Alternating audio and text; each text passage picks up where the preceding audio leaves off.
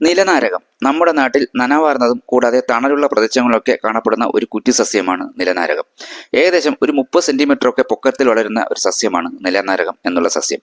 നരകാമ്യ അലേറ്റ എന്നാണ് ഈ സസ്യത്തിന്റെ ശാസ്ത്രനാമം. 3 ഇലകൾ ചേർന്ന ഒരു ജോഡിയായിട്ടാണ് ഇതിന്റെ ഇലകൾ ഉണ്ടായി വരാറുള്ളത്. വെളുത്ത പൂക്കളാണ് ഇതിനുള്ളത്. ഇതിന്റെ കേസരങ്ങൾക്ക് ഒരു ചെറിയ മഞ്ഞ നിറവും ഉണ്ടായിരിക്കും. ഇതിന്റെ ഇലകൾക്ക് ഒരു ചെറിയ നാരകത്തിന്റെ ഗന്ധം ഉണ്ട്.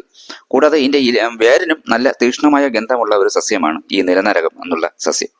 പഴയകാലത്തെ നാട്ടുവൈദ്യ ചികിത്സകളിൽ ചുമ, ആസ്മ, ശ്വാസോച്ഛ രോഗങ്ങൾ, വാതം, പിത്തം, ചൊറിച്ചിൽ, വിളർച്ച എന്നിവയ്ക്കൊക്കെ ഔഷധങ്ങൾ ചേർത്തിരുന്നു എന്ന് പറയപ്പെടുന്ന ഒരു സസ്യമാണ് ഈ നിലനാരകം എന്നുള്ള സസ്യം.